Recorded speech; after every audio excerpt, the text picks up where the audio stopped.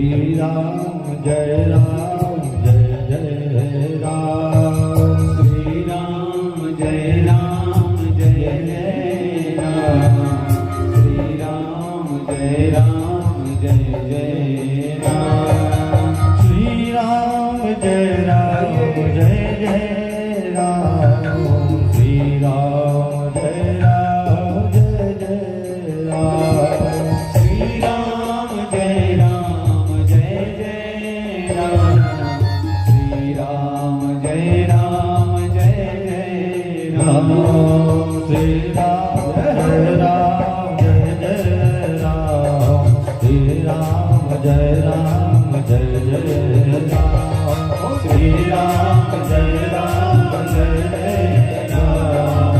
श्री राम जय राम जय जय राम। श्री राम जय राम जय जय राम। श्री राम जय राम जय जय राम। श्री राम जय राम जय जय राम। श्री राम जय राम जय जय राम। जय जय राम जय जय राम। प्रेम से बोलिए श्री रामचंद्र भगवान की। श्री भागवत महापुराण की। श्री कृष्ण कन्हैया लाल की। श्री राघवेंद्र सरकार की। श्री व्यास जी महाराज की।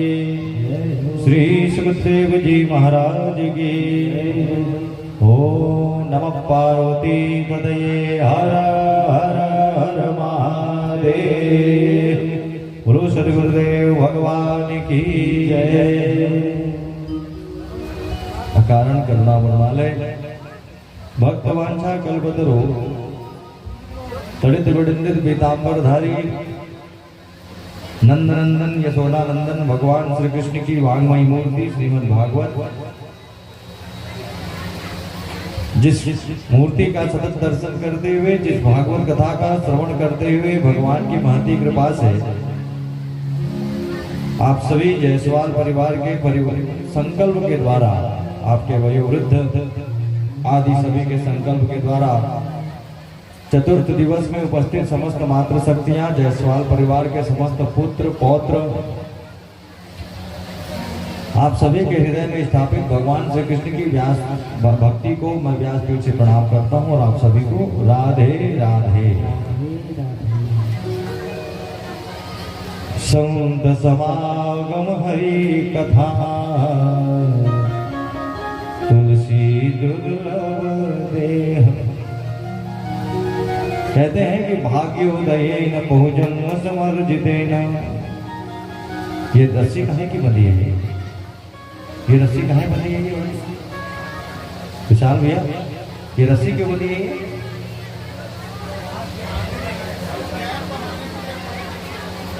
हो गया, निकाल दीजिए, इतना ठीक है। इतने हमको जगह यहाँ चाहिए। अब आप लोग पीछे बैठिए, पीछे तक पूरा बढ़िया रहा।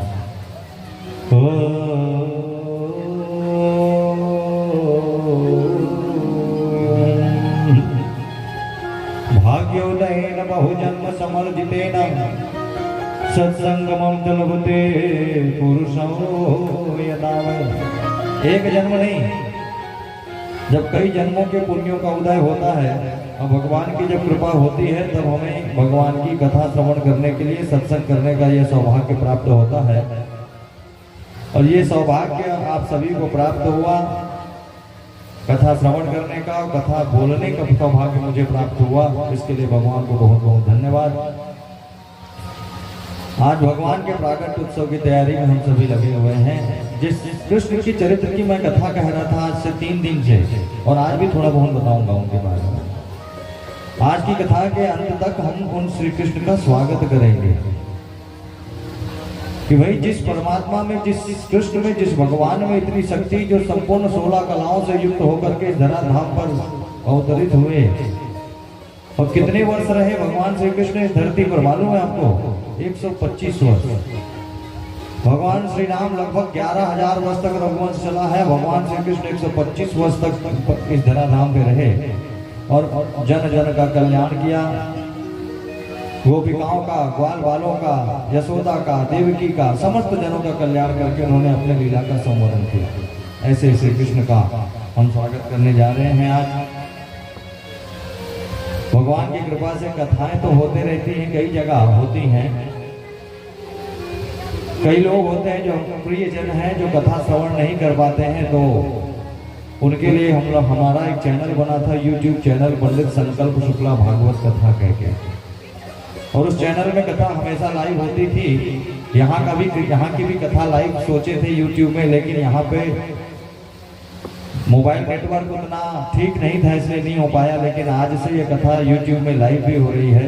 ये कथा जो है आप सभी अपने मोबाइल में या अपने प्रियजनों को इस कथा को देख सकते हैं, दिखा सकते हैं लाइव इसी समय। और बात के लिए भी ये कथा जो है आप संरक्षित करके अपने स्मरण के लिए आप कथा रह सकते हैं। चैनल का लिंक विनोद जी जायसवाल जी आपके मोबाइल में भेज दिए हैं, हम भेज दिए हैं, आपके पास पहुंच गया है।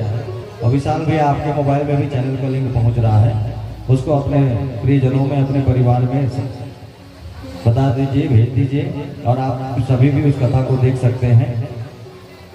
तो कल बड़ी सुंदर कथा हमने श्रवण की। भरत जी महाराज का हमने चरित्र श्रवण किया कि किस प्रकार भरत जी महाराज ने अपने जीवन को संयमित करते हुए परमात्मा की प्राप्ति करी। हम अमृतस्य वही पुत्र, हम भगवान के पुत्र हैं। हम बस हम भटके हुए हैं और हम भगवान को प्राप्त करना चाहते हैं और भगवान हमें प्राप्त करना चाहता है। बस थोड़ी सी जो मिसअंडरस्टैंडिंग, बीच में कुछ छोटे मोटे जो गलतियां हो जाती हैं, उसके कारण हम भगवान से दूर हैं। भरत जी महाराज ने अंतिम में परमात्मा की शरणागति प्राप्त करी।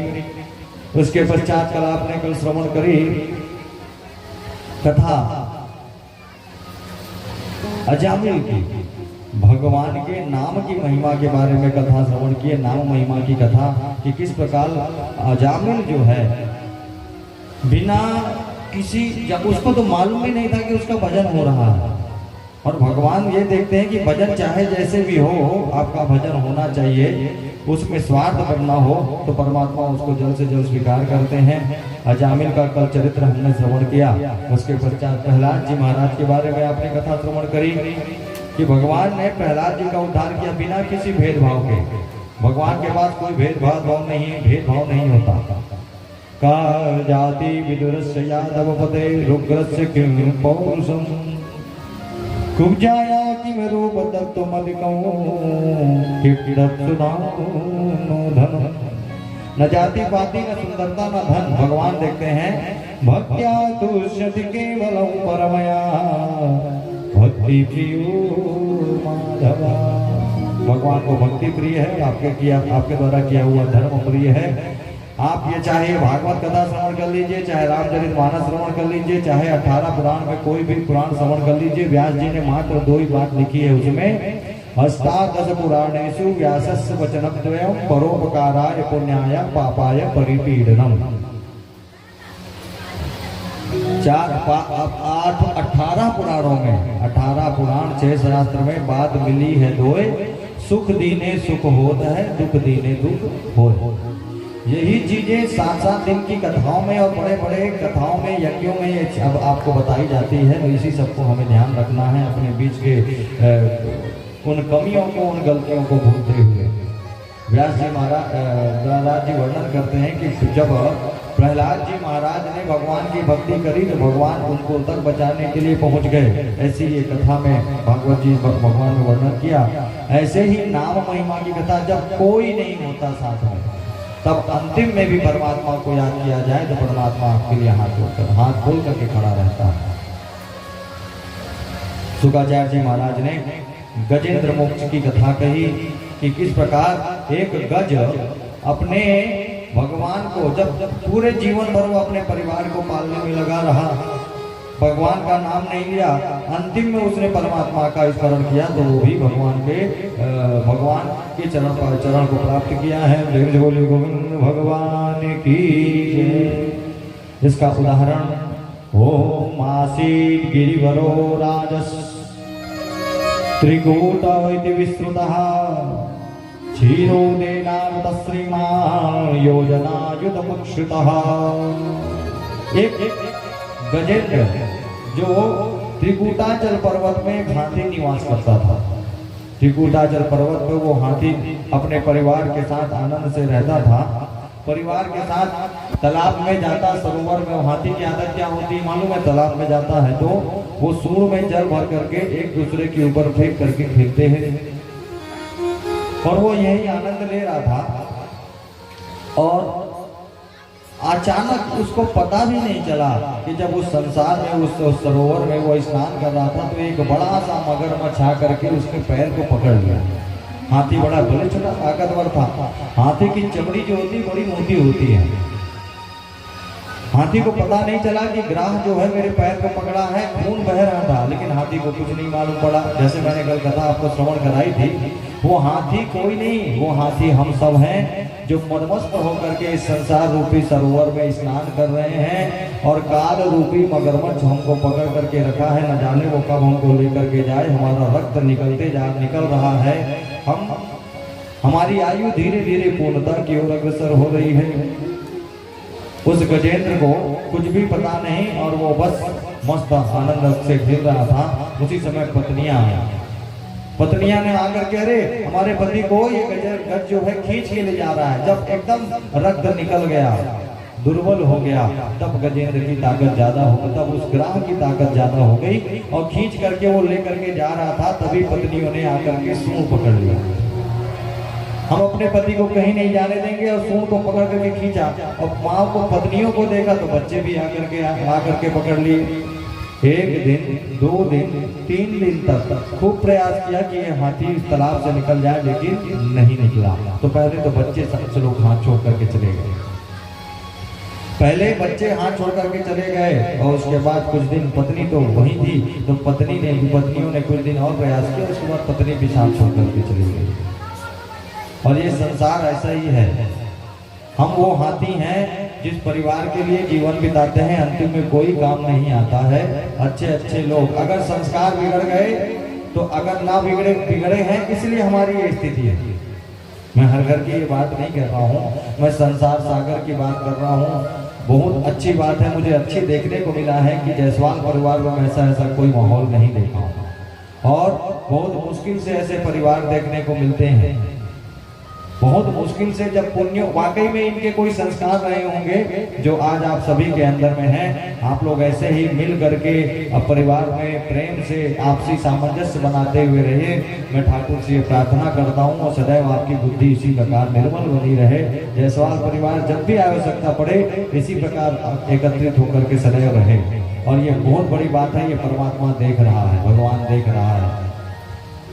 उदाहरण है ये घर, कहीं बताने के लिए अगर जरूरत पड़ जाए तो इस चीज को मैं जरूर याद रखूंगा।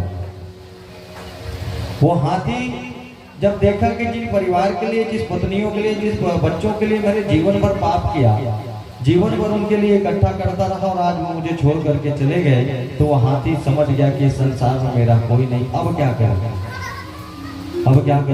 तो वो हाथी क्या किया, उसी तालाब से एक कमल का पुष्प लेकर के वो अपने सूंड से तोड़ा, और सूंड से उस पुष्प को तोड़ करके भगवान के तरफ, ऊपर की तरफ दिखाते हुए, नमो शांताय घोराय मूढ़ाय गुणधर्मिणे निर्विशेषाय साम्याय नमो ज्ञान घनाय च।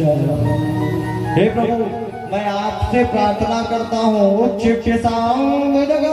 गिरिवाह कृच्छा नारायण हे प्रभु रक्षा करो। अरे मैंने जीवन भर आपको याद नहीं किया, और अंतिम समय में आज जब मैं आपको याद कर रहा हूँ तो आप मेरी रक्षा, आप मुझे मेरी रक्षा क्यों नहीं कर रहे हो? रक्षा करो, रक्षा करो। और हाथी जोर जोर से चिल्ला रहा था, जाओ भर सूंड रही जल ऊपर। मात्र पूरा शरीर डूब चुका था और थोड़ा सा सूंड ऊपर था। उसी समय भगवान को प्राप्त आवाज दे रहा था। अंतिम क्षण में, अंतिम समय में जब समय आता है तो माताओं को बोलते हैं कि घर में जो बुजुर्ग होते हैं उनको कहा जाता है कि राम का नाम लो, तुलसी पत्र मुंह में रखा जाता है, गीता सुनाई जाती है, कि भाई आपने जीवन भर तो लिया नहीं, या अगर इधर उधर भटक रहे हो तो कम से कम हम अपना पुत्र धर्म निभाएंगे और आपसे भगवान का नाम लेवाएंगे, ताकि आपको परमात्मा का साक्षात्कार हो जाए। और इसीलिए आदमी पुत्र की कामना करता है, इसीलिए आदमी परिवार की कामना करता है, और कुछ नहीं। जीवन में इसी समय अगर ये पुत्र काम आ गया, क्योंकि पुम नाम के नरक से उतारता है पुत्र परिवार, इसीलिए परिवार चाहिए होता, और कुछ नहीं। जीवन में आप अकेले रहेंगे तो सुखी रहेंगे, सच है। एकांतवास में सबसे बड़ा सुख होता है। जब चाहे जहां जाइए वहां जाकर के भजन कीजिए, कोई किसी प्रकार का रोक टोक नहीं। तो वो हाथी जो है चिल्ला रहा था, आपको अब भगवान सुन रहे हैं, और लेकिन इतना चिल्लाने के बावजूद परिवार वाले कोई अभी भी उसके पास नहीं आ रहे हैं। हाथी चिल्लाने लग गया और नाम किसी का नहीं लिया। क्या कह रहा है? नमो शांताय घोराय मूढ़ाय गुणधर्मिने, हे सारे जगत के अधिष्ठात्र, मैं आपको पुकारता हूँ। और सारे देवता खड़े हैं, भगवान का नाम नहीं लिया, सभी देवता खड़े हैं। देवी जी, दुर्गा मैया, काली, सरस्वती, वहां पर शंकर जी सब खड़े हैं। दुर्गा जी बोलते हैं कि मैं नहीं जाऊंगी, क्योंकि मेरे को तो न बुलाया ही नहीं, मेरा नाम तो लिया ही नहीं। अरे मेरे तो 9 नाम है। प्रथमम शैलपुत्री जगदीयं ब्रह्मचारिणी दीयं चंद्रगंधेति कुसुमांडेति चतुर्थकम पंचमम स्कंदमातेति षष्ठम कात्यायनी च सप्तमम कालरात्रिति महागौरीति च अष्टमम नवमम सिद्धिदात्री। 9 नाम है, एक नाम भी ले ले तो मैं चले जाऊंगा। एक भी नाम नहीं लिया, मुझे तो बुलाया ही नहीं है। लेकिन हमारे जो प्रभु नारायण है, ना इनका कोई नाम है, ना रूप है, ना गुण है, ना दोष है, ना स्वरूप है। किसी भी स्वरूप में आपके सामने आ सकते हैं। आपकी मदद करने वाला, आपको विकट परिस्थिति में आपकी सहायता करने वाला ही आपका भगवान है, चाहे वो किसी भी रूप में आए।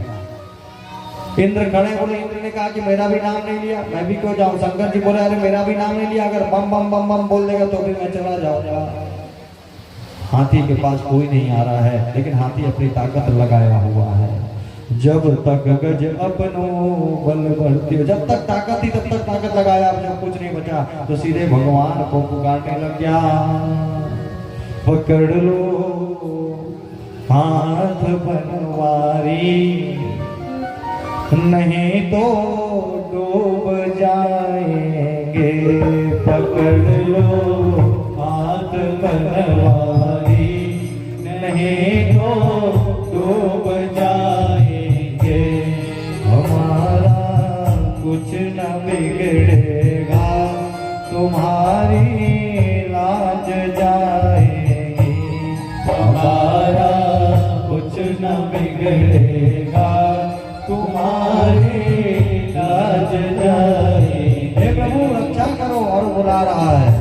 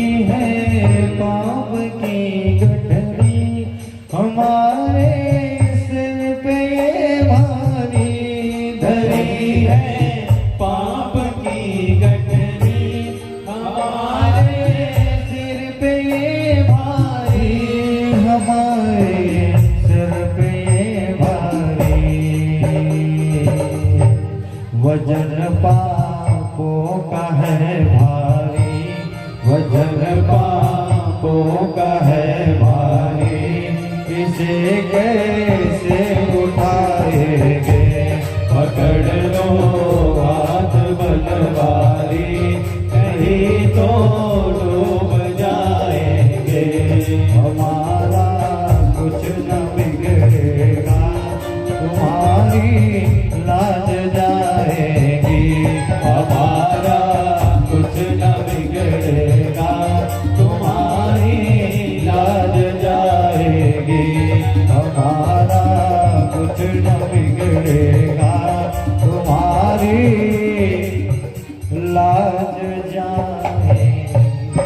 प्रभु तुमने कहा है कि अंतिम समय में भी अगर हम आपको याद करें तो आप हमें आकर के बचा लेते हो, तो मैं वही कर रहा हूँ। जीवन भर तो आपकी भक्ति को नहीं जान पाया और आज मैं आपको बुला रहा हूँ, क्योंकि मेरे पूरे परिवार ने मेरा साथ छोड़ दिया।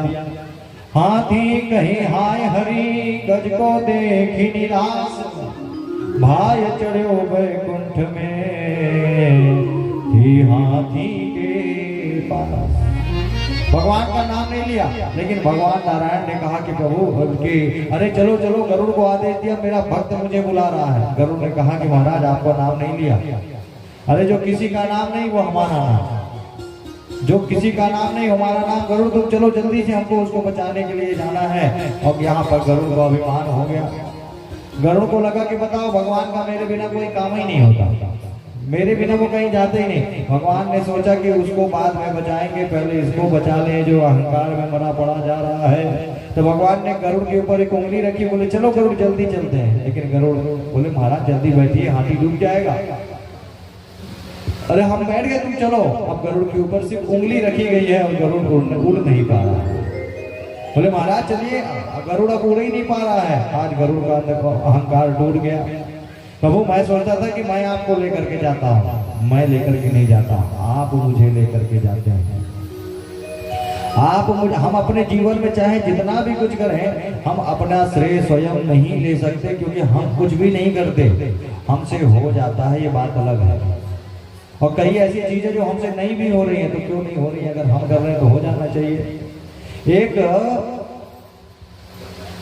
बैलगाड़ी चली जा रही थी और उस बैलगाड़ी के नीचे, वो बैलगाड़ी को खींचते हुए ले जा रहे थे और उसी के नीचे एक कुत्ता जा रहा था और कुत्ता बड़ा हंसता हुआ जा रहा था। बोला देखो देखो बैलगाड़ी को मैं चला रहा। तो किसी ने कहा अच्छा तू बैलगाड़ी चला रहा है, तो अच्छा एक काम कर रुक के बता दो। तो कुत्ता रुक गया, इत्तेफाक से बैल भी रुक गया। अच्छा चल के बताओ। तो कुत्ता चलने लगा तो इत्तेफाक ऐसा हुआ कि वो बैल भी चलने लग गया। अच्छा ये घटना अगर 10 बार भी अगर इस प्रकार से हो जाए तो क्या इससे ये सिद्ध हो जाता है कि बैलगाड़ी को कुत्ता चला रहा था?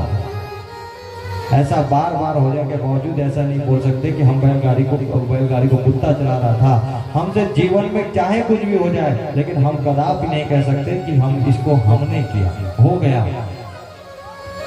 करना तो बहुत कुछ चाहते हैं, तो क्यों नहीं हो पा रहा है? तुरंत कर लेना चाहिए, लेकिन वो सामर्थ्य अभी हमारे अंदर आया नहीं है। जिस समय आएगा उस समय वो हमसे जरूर हो जाएगा। भगवान ने गरुड़ का अहंकार दूर किया और भगवान गरुड़ के ऊपर बैठ करके उस सरोवर में पहुंचे हैं। हाथी का सूंड भर दिख रहा है भगवान को, और भगवान ने देखा देखो एक दास है और एक दासानुदास। एक तो दास है मेरा जो हाथी जो बुला रहा है मुझे, और दूसरा कौन है? मेरे दास के भी चरण पकड़ करके बैठा है वो ग्राह वो। तो भगवान ने पहले किसका उद्धार किया? हाथी का नहीं किया, पहले ग्राह का किया। भगवान ने सुदर्शन को आदेश दिया, सुदर्शन गए और ग्राह के ऊपर स्पर्श हुआ और उस ग्राह का उद्धार हो गया। बोलो भक्तवत्सल भगवान की। ग्राह का उद्धार हो गया। मानो इस यज्ञ को अगर यहाँ पर ये यज्ञ ना हो रहा होता तो शायद इतने लोग बैठे होते। क्यों जायसवाल जी? विशाल भैया, इस आयोजन को यहाँ तक इन सबको लाने का काम किसने किया? इन सबको यहाँ जोड़ने का काम किसने किया? जायसवाल परिवार ने किया। ये परिवार अपने अपने घर में था, अच्छा खासा सोता था। बोले जबरदस्ती कार्ड वार्ड आ गया, अब जाना तो पड़ेगा। मैं नहीं जानता आप कार्ड देख करके आए हो कि भगवान के पास आए हो, परिवार के पास आए हो। भगवान के पास अगर आए हैं कथा श्रवण करने के लिए तो परमात्मा देख रहा है। मैं आपको कुछ नहीं दे सकता, ना कोई परिवार वाले आपको कुछ देंगे। यहाँ पे आओगे तो मैं एक तो केला दे दूंगा, एक तो आम दे दूंगा, लेकिन अगर भगवान के लिए आए हो तो जरूर आपको परमात्मा से बात होगी आपकी। तो भगवान अगर देख रहा है कि ये सब आए हैं तो किसके कारण? इस परिवार के कारण। तो पहले किसका उद्धार?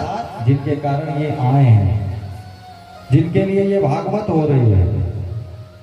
आपके नजर में इनके लिए तो मुक्ति के लिए हो रही है, अपने परिवार के लिए। तो भगवान को निश्चित इनका कल्याण करना पड़ेगा कि इनके कारण इतने सारे लोग भगवान की भक्ति कर रहे हैं, भगवान की कथा श्रवण कर रहे हैं। भगवान ने उस ग्राह का उद्धार किया और उसके पश्चात उस हाथी का उद्धार किया भगवान ने। बोले भक्त वत्सल भगवान की जय। परीक्षित जी महाराज ने पूछा कि महाराज ये हाथी और ये ग्राह ये अचानक इस त्रिकूटाचल पर्वत पर यहाँ इस तालाब में ये दोनों क्या कर रहे थे, और इतनी सुंदर लीला के लिए भगवान ने इन हाथी को उपयोग किया। इस लीला को समझाने के लिए कि संसार में भगवान जो है अंतिम समय में भी बुलाने पर आ जाते हैं, इस लीला को समझाने के लिए भगवान ने इनका उपयोग क्यों किया। ये कौन ऐसे परमार्थी हैं, ऐसे कौन से दिव्य पुरुष थे ये? तो उन्होंने बताया कि ये हाथी जो था इंद्रद्युम्न नाम का राजा था, और ये जो ग्राह था ये हुहु नाम का गंधर्व था। देवल ऋषि के श्राप के कारण यहाँ ग्राह बना हुआ आज भी भटक रहा है। देवल ऋषि मुनि जब आते थे नदी में आकर के तपस्या करते थे, पूजन करते थे, तो ये हुहु नाम का गंधर्व नीचे नीचे से जाकर के ऋषियों के पैर पकड़ लेता था, डराता था उनको। एक दिन देवल ऋषि के साथ उसने ये हरकत की और श्राप दे दिया कि जा, ग्राह के जैसे तूने मेरा पैर पकड़ा है तो तू ग्राह बन जा। इंद्रद्युम्न नाम के राजा को दुर्वासा ऋषि ने श्राप दिया। जब महात्माओं का आगमन हो, याद रखिए हमारे यहाँ अतिथि देवो भव कहा गया है।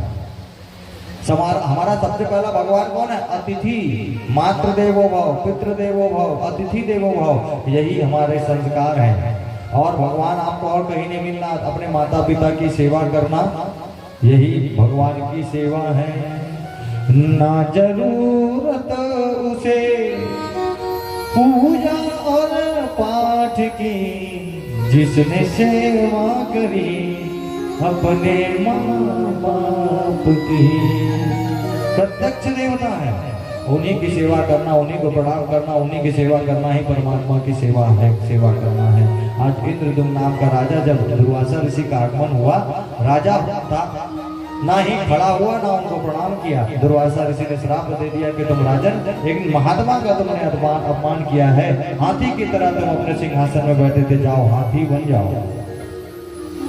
और श्राप दे दिया। वही इंद्रद्युम्न नाम का राजा जो है वो हाथी बन करके आया।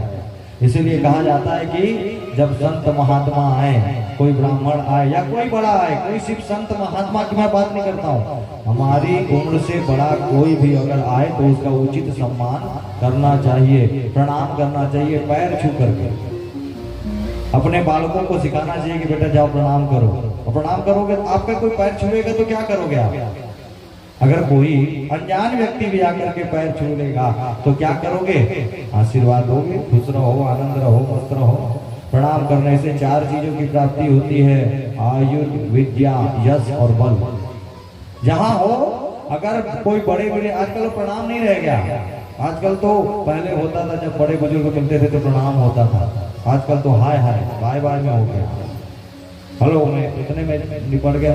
प्रणाम करो बेटा, तो ऐसे झुक के आते हैं, घुटना पे छू लेते हैं। अपने बच्चों को ना बताइए कि बेटा जब कोई ब्राह्मण आ जाए या कोई चाचा मामा ताऊ आए ना, तो बेटा पैर छू करके, और पैर भी कैसे छूना है? दोनों हाथ से पैर छू करके प्रणाम करना चाहिए। प्रणाम करने से क्या मिलता है मालूम है? आयु, विद्या, यश और बल। अगर किसी के पैर छुओगे तो क्या मिलेगा? आशीर्वाद मिलेगा। आजकल तो बच्चों को खुद सिखाते हैं, बेटा जब कोई आया घर में, अरे कोई है, तो बच्चा जाके बोलता है कोई नहीं है। पापा अंदर बैठे, पापा ही बोलते हैं, क्या बेटा? बोले कोई नहीं है। और वो आपका अतिथि है, चाहे वो भले भीख मांगने के लिए क्यों ना हो। अतिथि तो उसी को बोलते हैं जो बिना तिथि के आए। मेहमान, आजकल तो मेहमान आते हैं, 18 को आ रहे हैं हम लोग, 20 तक रुकेंगे, ये मेहमान है। और अतिथि वो होता है जो बिना बताए पहुंच जाए और आपको उसका स्वागत करना होगा। ये मेहमान आपका कल्याण नहीं करेंगे, लेकिन वो अतिथि जरूर कल्याण करेगा। मेहमान तो 4 दिन के लिए क्यों आए हैं? क्योंकि तहु आए रहे हमारे यहाँ, तो हम तो घुमाए फिराए रहे, एक बार हम आता हमारे तो बढ़िया व्यवस्था करे रहता है, जगह हम देखता का व्यवस्था करेगा। ये व्यवहार हो रहा है। लेकिन अतिथि होते हैं वो जो आपके घर कभी मांगने के लिए चले आते हैं या किसी चीज के लिए चले आते हैं। प्रणाम। और इसका प्रत्यक्ष उदाहरण बताऊं, एक महात्मा जिनकी कोई संतान नहीं थी, एक पंडित जी थे जिनकी कोई संतान नहीं थी, और बड़ी मुश्किल से भगवान की कृपा, जैसे उन्होंने भगवान की तपस्या करी और भगवान शंकर ने आदेश दर्शन दिया, और भगवान शंकर से उन्होंने पुत्र की प्राप्ति की मनोकामना रखी। अच्छा, पुत्र तो होता है, संतान तो होती है, लेकिन संतान कैसी होनी चाहिए? उन्होंने कहा बताओ कैसी संतान चाहिए आपको? मेरे पास दो प्रकार की संतान है, एक तो 100 वर्ष जिंदा रहेगी और एक 5 वर्ष जिंदा रहेगी। जो 100 वर्ष जिंदा रहेगी संतान आपके साथ रहेगी, वो बड़ी थोड़ी सी दुष्ट रहेगी और थोड़ी सी ऐप वाले रहेंगे। लेकिन 5 साल का जो एक बालक मैं आपको दूंगा वो बड़ा संस्कारी होगा, बड़ा अच्छा होगा, निर्मल बुद्धि का होगा। उस पंडित जी ने कहा कि महाराज भगवान मेरे आपसे प्रार्थना करता हूँ कि मेरे को सिर्फ 5 वर्ष की आयु का ही बालक दे दो।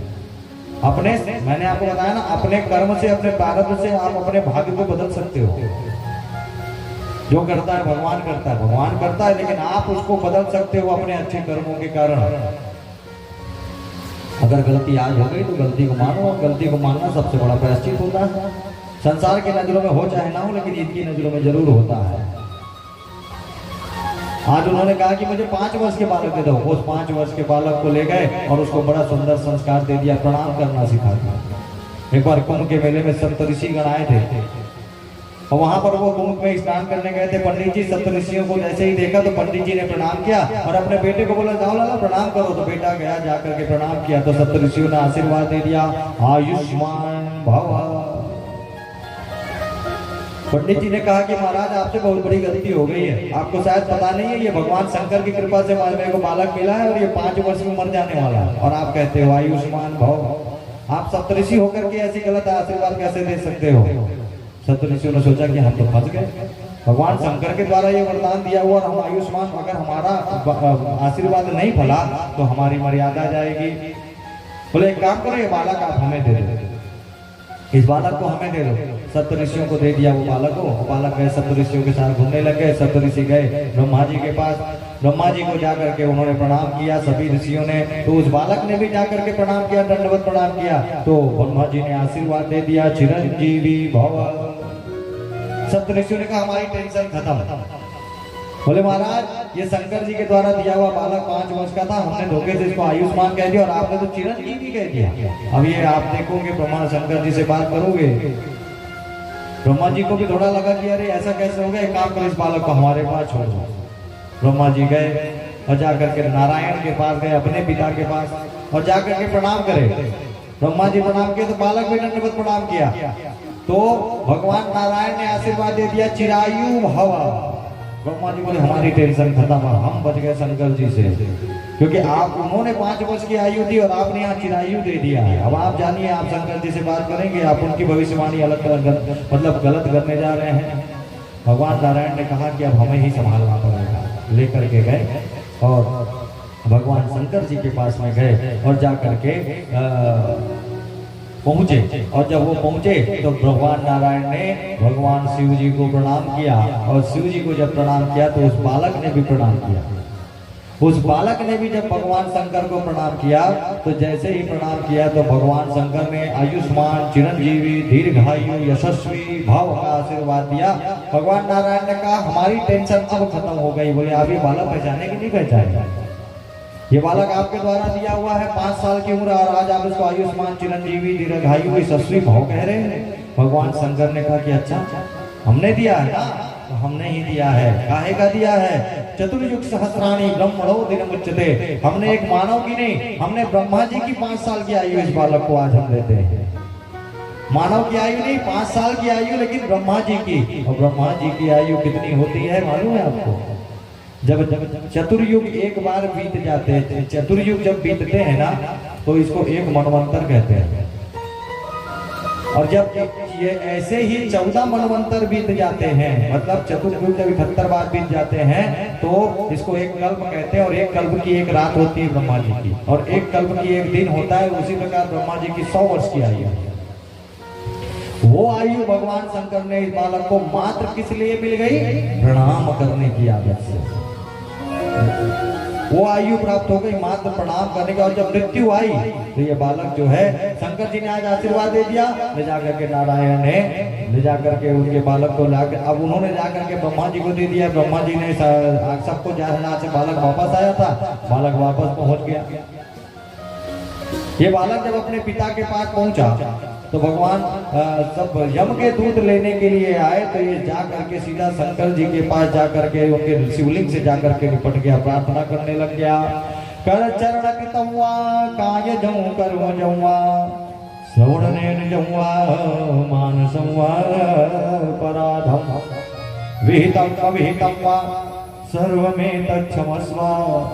जय जय करुणाब्धे श्री महादेव शंभो। बोलो शंकर भगवान की जय हो। सत श्रेष्ठी तांडव रचयिता नटराज राज नमो नमः। सत श्रेष्ठी तांडव रचयिता नटराज राज नमो नमः। हे आद्य गुरु शंकर पिता, हे आद्य गुरु शंकर पिता नटराज राज नमो नमः। सत श्रेष्ठी तांडव रचयिता नटराज राज नमो नमः। सत श्रेष्ठी तांडव रचयिता नटराज राज नमो नमः।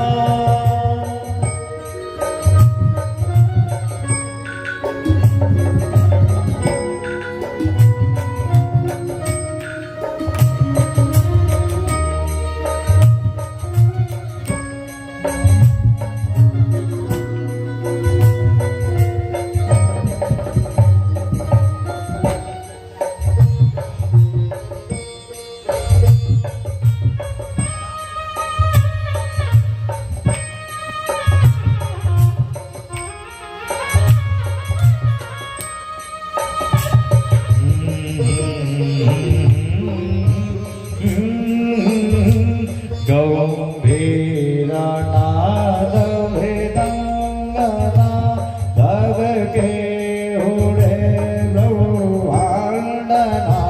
गौभीरनाद भेदंगना तब के हुरे ब्रह्मांडना। नित होतनाद प्रचंडना, नित होतनाद प्रचंडना। नटराज राज नमो नमः। सत श्रेष्ठी तांडव रचयिता नटराज राज नमो नमः। नटराज राज नमो नमः। नटराज राज नमो नमः।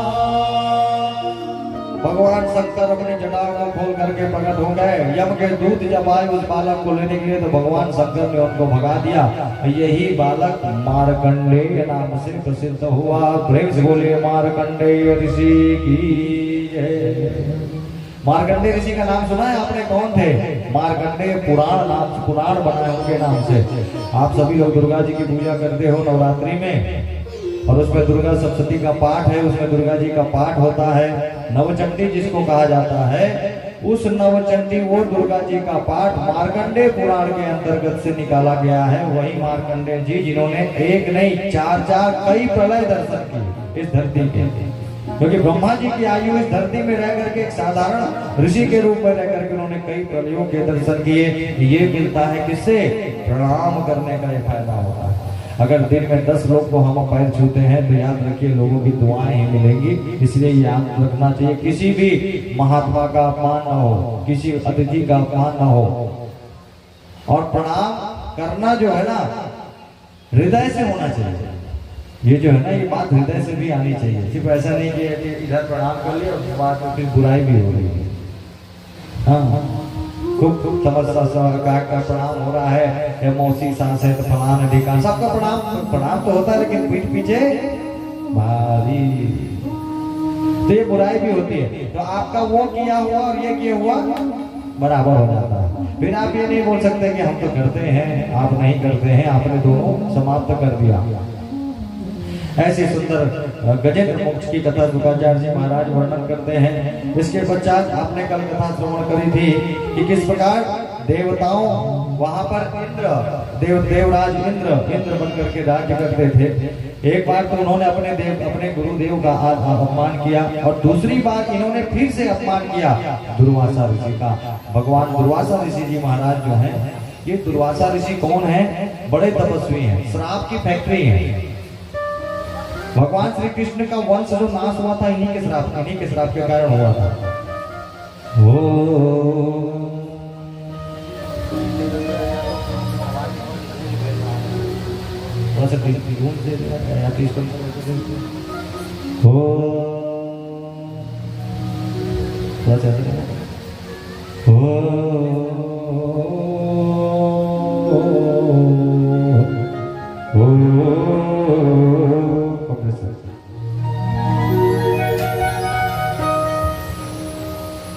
तो शुक्राचार्य जी महाराज वर्णन करते हैं कि इंद्र दुर्वासा ऋषि महाराज भगवान नारायण के पास गए और जब नारायण के पास गए तो नारायण ने भगवान विष्णु ने दुर्वासा ऋषि का सम्मान किया और उनको माला पहनाई। और दुर्वासा ऋषि जब वहां से स्वर्ग में पहुंचे तो स्वर्ग में जब आए तो उन्होंने इंद्र ने उनको प्रणाम किया और इंद्र ने जब प्रणाम किया तो ले जाकर के वो प्रसाद स्वरूप माला उन्होंने किसको दे दी? इंद्र के गले में डाल दी। जब इंद्र के गले में वो माला डाल दी तो इंद्र ने थोड़ी देर में इंद्र ने क्या किया? उस माला को अपने ऐरावत हाथी को पहना दिया और हाथी क्या जाने माला की कीमत। ऐरावत हाथी ने लेकर के क्या किया? उसको जमीन में पटक दिया, उसको कुचल दिया और दुर्वासा ऋषि ने श्राप दे दिया कि जाओ तुम श्रीहीन हो जाओ। श्रीहीन होने का श्राप मिल गया। याद रखिए, प्राय प्रचलन में है हमारे यहाँ। हम लोग जब तीर्थ करने जाते हैं, तीर्थ थोड़ी करते हैं, हम लोग क्या करते हैं? ट्रेन में जाते हैं, तीर्थ करने के लिए 4-5 लोग मिलते हैं और तीर्थ जब जाते हैं तो 2-4 लोग रहते हैं, 2-4 से फिर तीर्थ पहुंचते तक 10 हो जाते हैं और 10 के बाद फिर वहां पहुंचे और वहां पर तीर्थ किए। तीर्थ के बाद आते आते क्या किए? क्या लेकर के आए?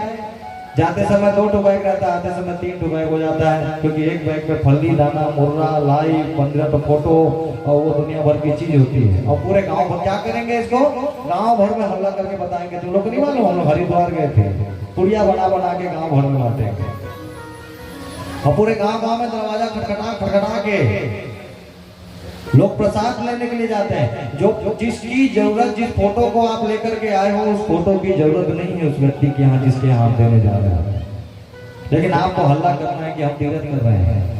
आप वो प्रसाद लेकर के आए हो जो मूर्ति में जिस फोटो को और ऐसी कई फोटो आपके घर में रखी हैं, सब लोग जानते हैं, है कि नहीं? ऐसी मिली हुई कई फोटो पूजा करते हो उसका। लिए थे कि नहीं लिए थे? आप लोग लेते हो कि नहीं लेते हो? लाके बांटते हो कि नहीं बांटते हो? किसको बताते हो? कितनी फोटो रखी, कितनी फोटो की पूजा हुई और कितना प्रसाद आपके यहाँ उसको सम्मान हुआ। यही श्राप था देवताओं का। अरे जो चीज अच्छी खासी वो दुकान में रखी थी, जिसका रोज वो दुकान वाला कम से कम बेचने के ही नाम से उसका रोज साफ सफाई करता था, उसकी थोड़ा सा देख रेख करता था, उसको एक पुड़िया में बांध करके लोग वो घरों में बांट देते हैं। भाई व्यवहार हो रहा है, भगवान व्यवहार कोई नहीं है। और वैसे कई फोटो आकर के रखे, बाद में शॉपिंग मॉल बन गया। बोले महाराज इसका क्या करें, इसको ठंडा कर। हम क्यों बोले ठंडा करो कि ना करो, आप लिए हो, आप लाए हो, आप जाओ। इस चीज को पहले सोचना था कि आप भक्त हो, जरूरी नहीं है कि आपकी बहू भी उतनी बड़ी भक्त होगी।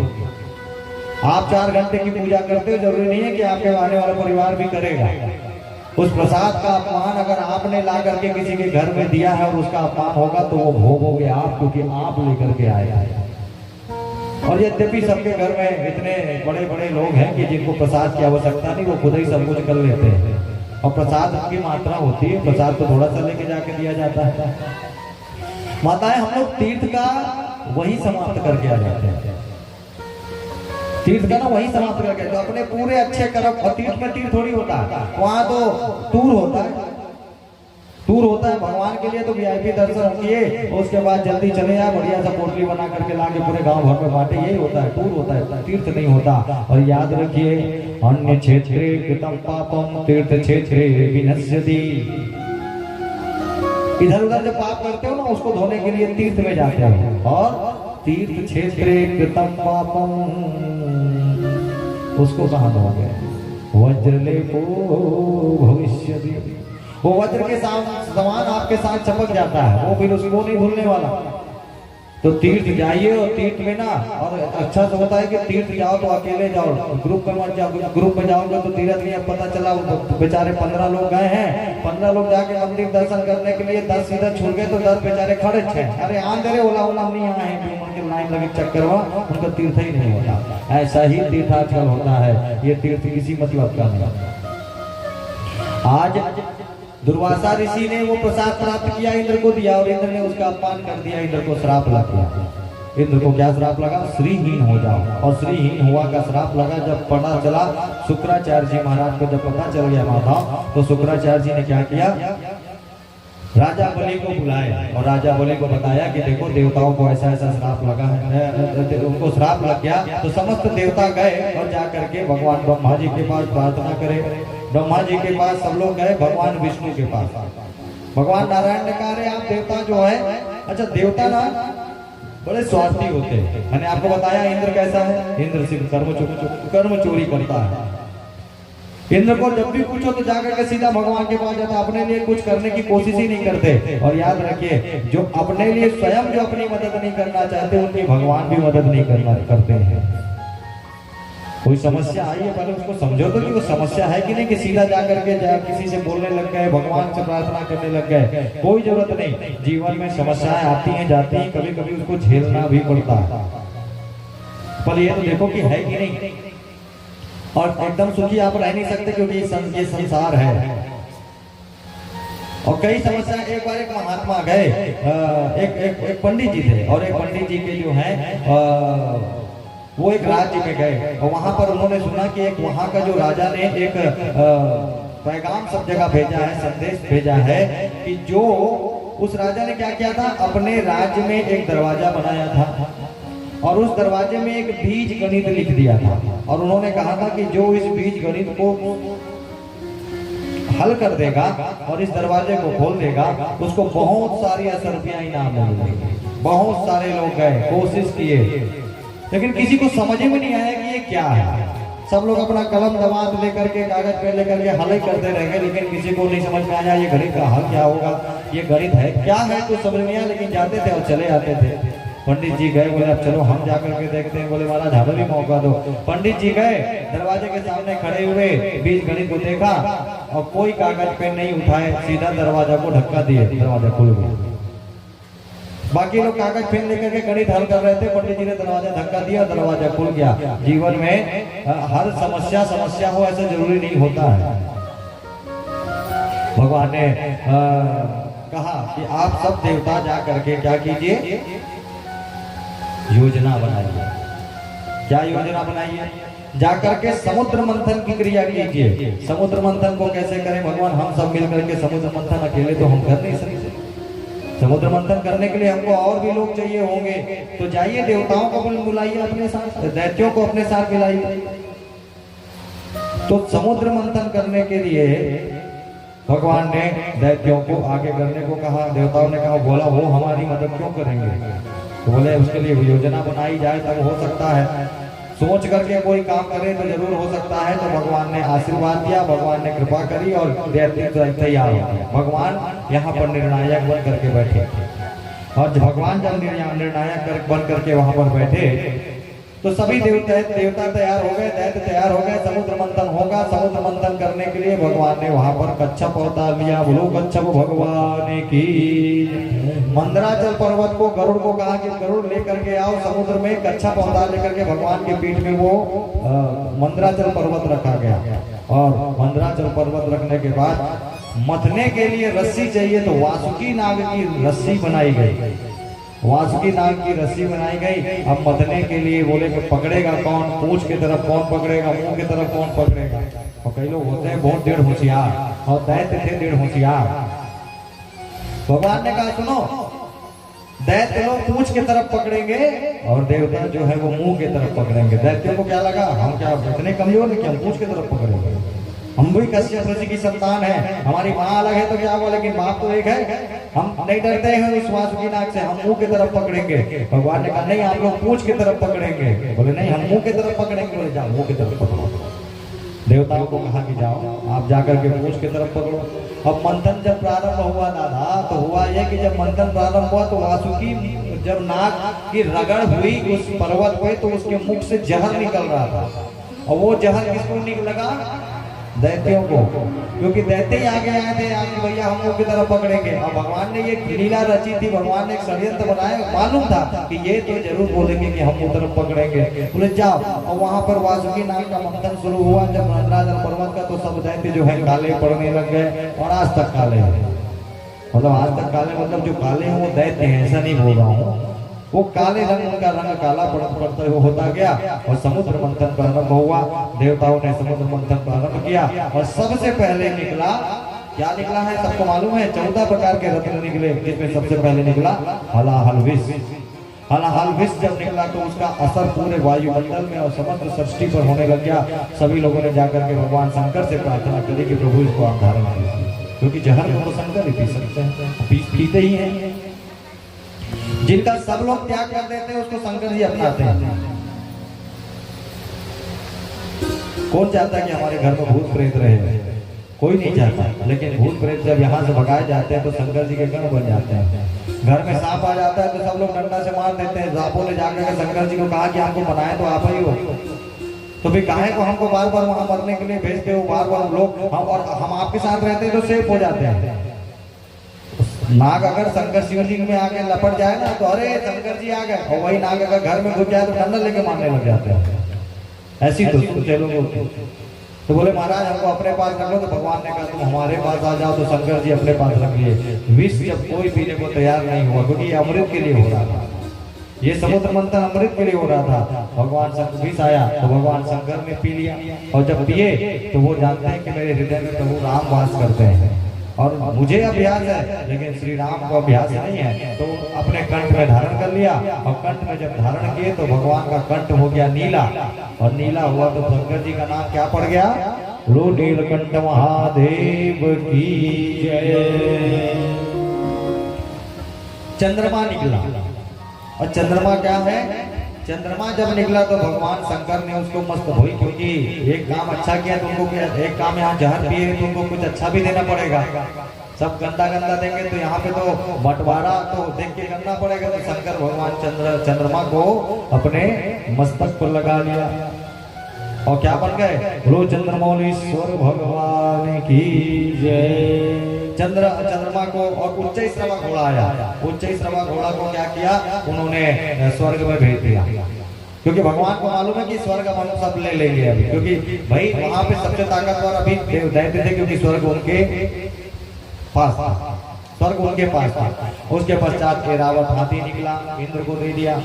कौस्तुभ मणि निकली तो भगवान ने अपने हृदय में धारण कर लिया।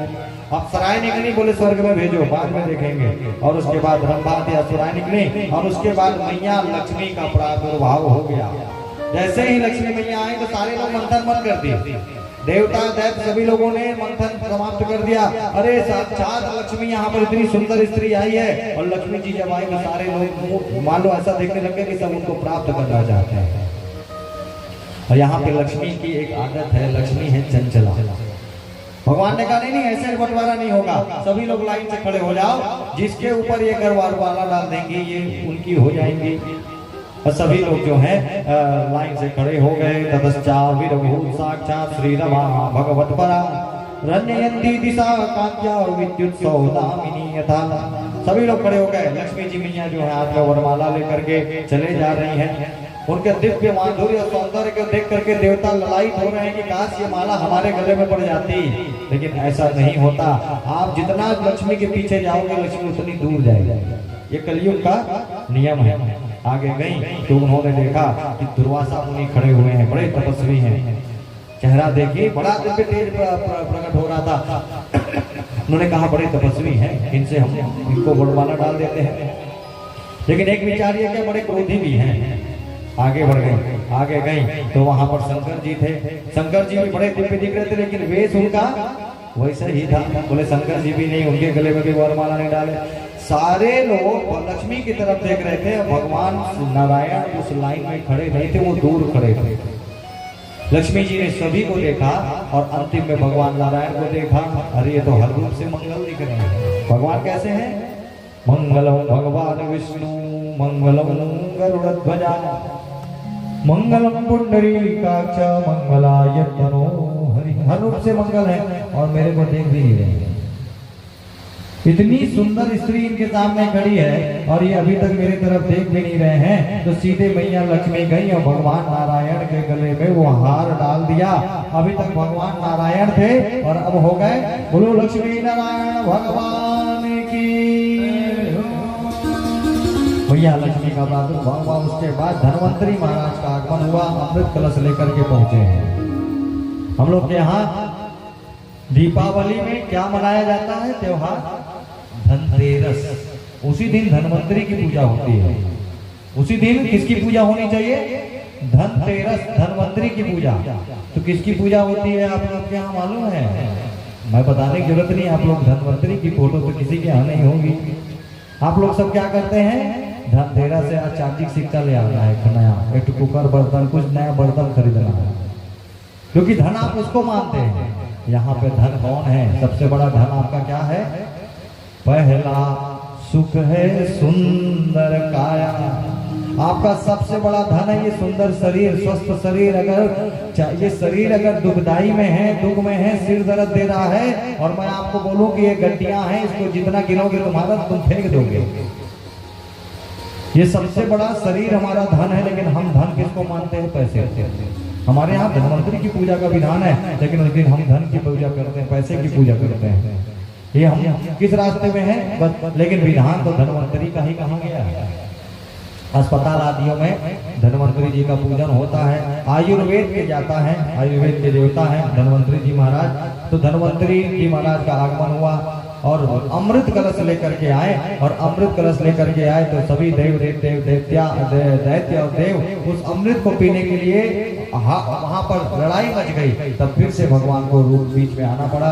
भगवान ने मोहिनी अवतार लिया और मोहिनी अवतार लेकर के भगवान ने देवताओं को अमृत पान कराया और दैत्यों से अमृत वंचित करवाया। लेकिन फिर भी एक गलती हो गई। स्वरभानु नाम का एक दैत्य आकर के अमृत का पान कर लिया।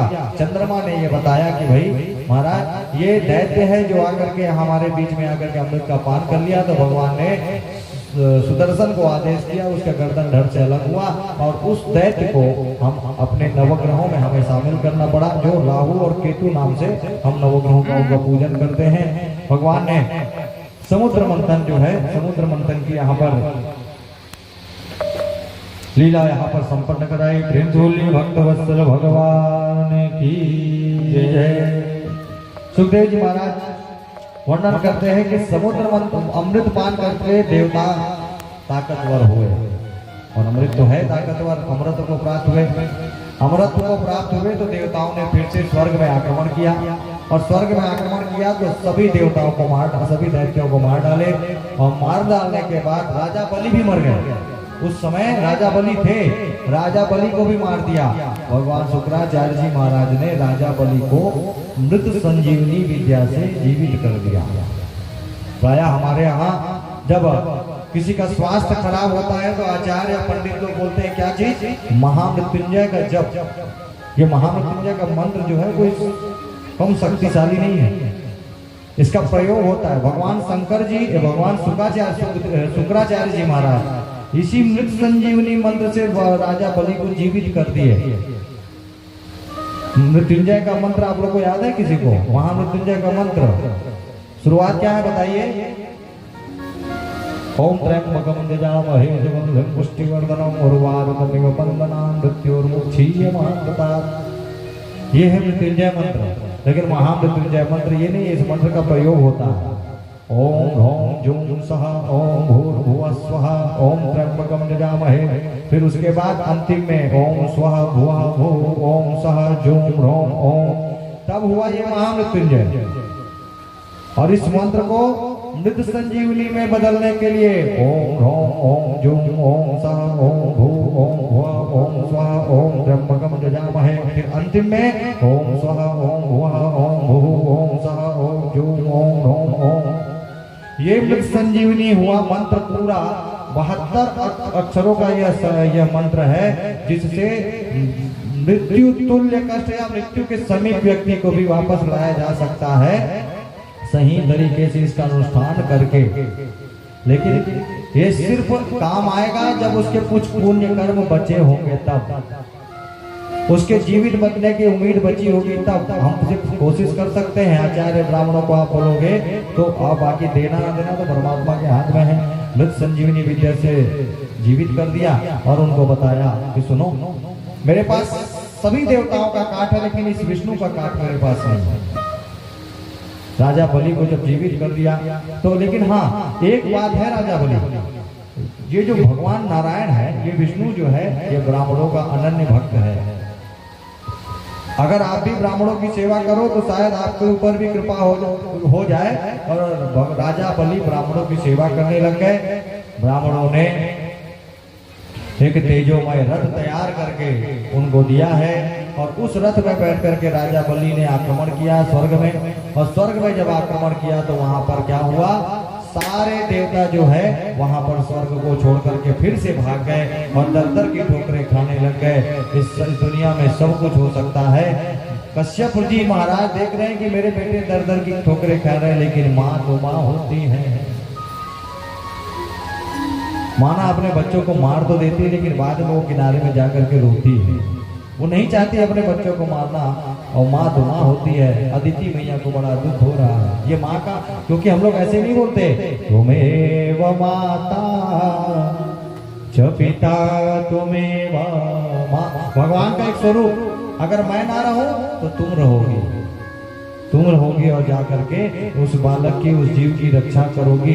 इसलिए माँ की सेवा करना भगवान की सेवा करना है। जो अपने पिता की सेवा करना भगवान की सेवा, और कौन मिलेंगे, बस उन्हीं की सेवा करना। इसलिए है अरे माई के दुधवा जैसन कोनो मिठाई ना मिली, सब कुछ मिल जाए पर दुनिया में माई ना मिली। सब कुछ मिल जाए पर दुनिया में माई ना मिली। ऐसन दुनिया में के होई बोझा पेट में लेके ढोई। ऐसन दुनिया में के होई बोझा पेट में लेके ढोई। ऐसे करवे वाला दुनिया में भलाई ना मिली। सब कुछ मिल जाए पर दुनिया में माई ना मिली। सब कुछ मिल जाए पर दुनिया में माई ना मिली। ये माँ का दर्जा है।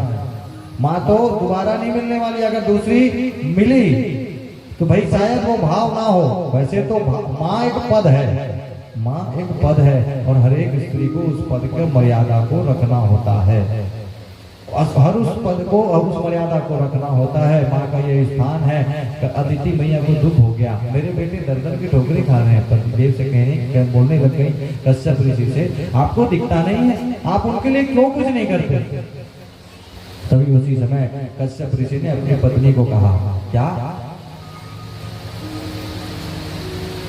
पयोव्रत धारण करने के लिए, अगर आपको कुछ उनके कल्याण चाहिए तो पयोव्रत का आप पालन कीजिए। पयोव्रत कैसे किया जाता है, अभी आने वाला है फाल्गुन का महीना।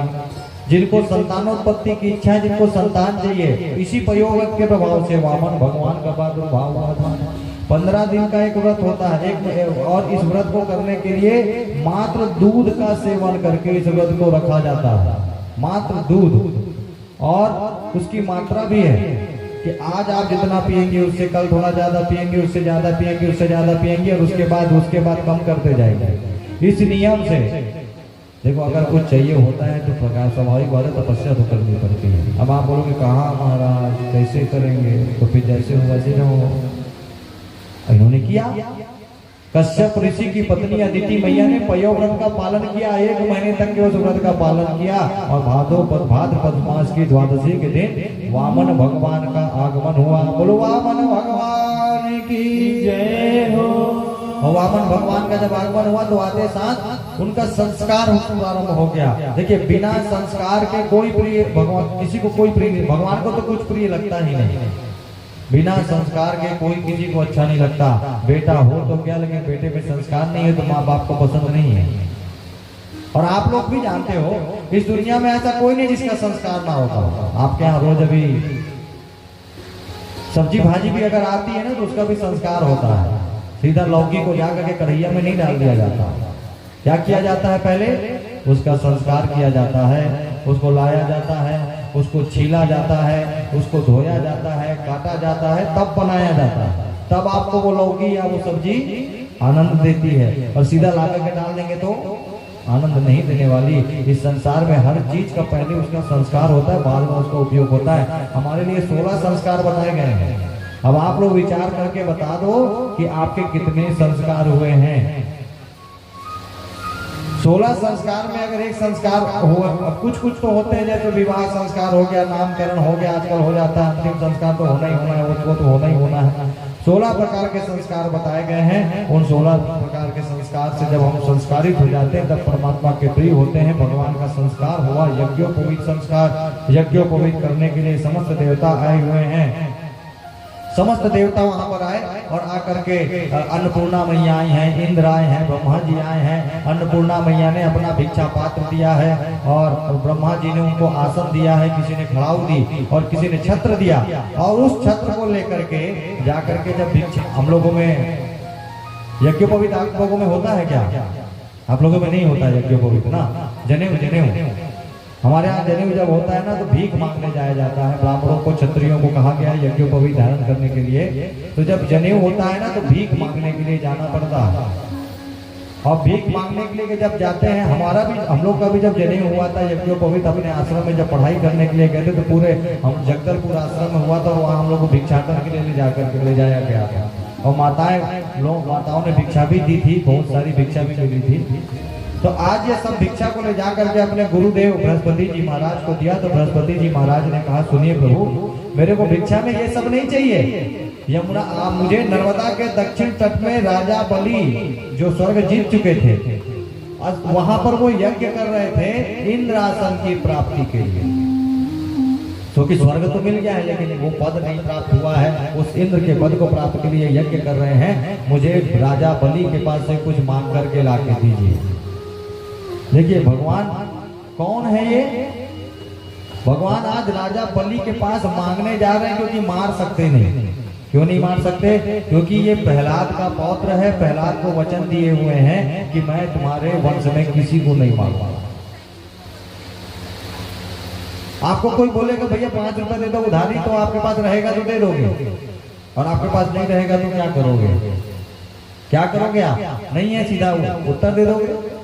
और अगर वो कहेगा कि जान भाई उससे मांग के दे, तो आप उसको डांट दोगे। तेरे लिए मैं क्यों मांगू? अरे मेरे पास जितना है उतना मेरे लिए पर्याप्त है। लेकिन तेरे को चाहिए तो मैं क्यों मांगू? तू मांग। तेरे को चाहिए तू मांग, हम उनको साफ मना कर देंगे। लेकिन ये भगवान कैसे हैं? भगवान को जब कहा कि प्रभु आप हमें वो ला करके दीजिए, तो भगवान आज मांगने चले गए। और मांगना और मरना एक बार कहा गया, एक ही जैसा है। मांगन गए सो मर गए, मरे सो मांगन जाए। लेकिन उनके पहले वो मरे जिनके मुख निकले नहीं है। भैया मेरे पास मांगने वाला तो मरा हुआ ही है, जो मांगने गया है आपके पास। और आप अगर उसको नहीं दे रहे हो तो उसके पहले आपको शर्म के मारे डूब के मर जाना चाहिए। ये कहा, मांगने वाला तो मरा हुआ है।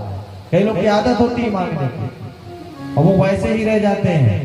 लोग बड़ा ज्ञान देते हैं लोग। अरे महाराज आजकल तो भिखारी लोग घूमते हैं, उनको पैसा नहीं देना चाहिए, ये नहीं देना चाहिए, एक मुहिम चलाते हैं, प्रवचन देते हैं। कोई भीख मांगने आ गया, अरे तुम भोज मांगते हो, कुछ काम क्यों नहीं करते हो? अच्छा चलो वो आ गया आपके पास, दे दोगे काम? कोई रास्ते में भिखारी आ गया, ज्ञान देना बहुत अच्छी बात होती है, दे दोगे अपने यहाँ काम? कहाँ के हो? आधार कार्ड दिखाओ, कौन से थाना के, कौन से गांव के। काम भी नहीं दे रहे हो, ज्ञान भी दे रहे हो, पैसा भी नहीं दे रहे हो। तो याद रखिए, किसी को आपको अगर देना है तो दीजिए, और उसका तो आदत है मांगने का, वो जीवन भर मांगने ही रहेगा। आपको सौभाग्यशाली मानिए कि आपको वो देने के लिए बनाया है, मांगने के लिए नहीं बनाया है। इसलिए याचको नैव याचन्ति बोधयन्ति गृहे। जो मांगने आता है ना, वो मांगने नहीं आता, वो आपको बताने आता है कि देखो मैंने कभी किसी को दिया नहीं, इसलिए घर घर मांगा, और अगर तुम मेरे को दोगे तो मेरा भगवान तुमको कहीं मांगने की जरूरत तो नहीं पड़ेगा ना, तुमको मांगने जाना पड़ेगा। ये तो पक्का है कि कोई मांगने आएगा तो आप लोग बहुत कुछ तो नहीं दे दोगे, कुछ तो दो।